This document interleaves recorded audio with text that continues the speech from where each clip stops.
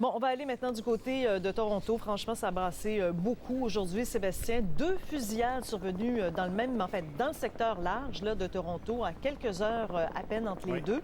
Et puis, il y a les autorités qui viennent de faire le point. Tout à fait. À l'endroit où je me trouve, dans la municipalité de Vaughan, une fusillade qui est survenue aux environs de 8 heures ce matin. Vaughan, c'est tout juste au nord de Toronto, une banlieue au nord de Toronto. Dans les faits, les policiers l'ont expliqué. 2 morts à cause de cette fusillade, 2 blessés graves. Au moment où on se parle, il y a un des blessés au sujet duquel on craint pour sa vie. L'autre est dans un état stable, les deux dans un hôpital de la Ville-Reine.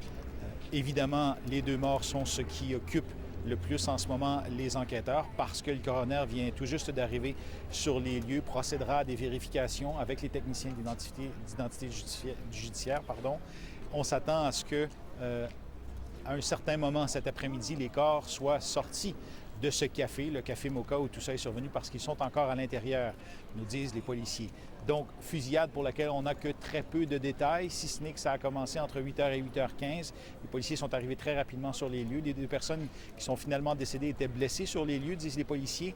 Elles n'ont pas survécu à leurs blessures et on a constaté leur décès finalement sur les lieux. Les ambulanciers n'ont rien pu faire pour eux. Maintenant, les policiers ont expliqué qu'ils cherchaient un suspect qu'ils n'avaient pas identifié ce matin, qu'ils n'ont pas nécessairement identifié, mais pour lequel ils ont quelques petits détails. Je vous laisse écouter la description que le service de police de la municipalité régionale de York faisait de ce suspect qui est recherché.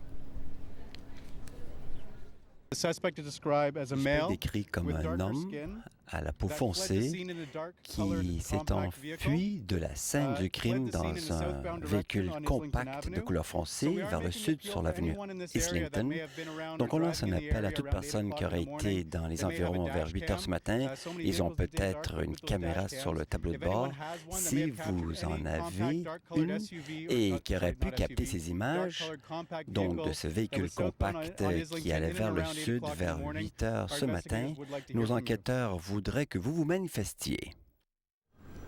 Parlons maintenant de la 2e fusillade. Alors, elle s'est déroulée, elle, à quelques kilomètres du café en question, mais il n'y aurait pas de lien, semble-t-il, entre les 2 événements. Ce qui se passe en ce moment, Julie, c'est que les policiers ne sont pas capables de faire un lien officiel.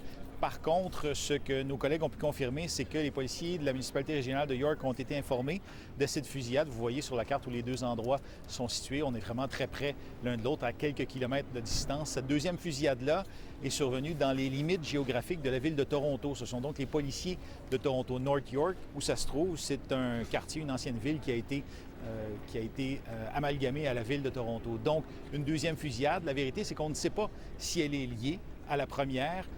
Probablement quelques coups de feu tirés d'un véhicule qui passait. Dans le jargon en anglais, ils appellent ça un drive-by, c'est-à-dire une fusillade où il y a juste une voiture ou des individus qui tirent et qui s'en vont. C'est ce qui semble s'être passé. On ne sait pas si c'est relié, mais dans les faits, les policiers font évidemment toutes les vérifications d'usage. Bon, bien, très bien. Alors, on l'a entendu, cet appel au public, justement, pour avoir des indices. On compte sur vous pour nous faire signe cet après-midi s'il y a du développement. On retourne à vous voir.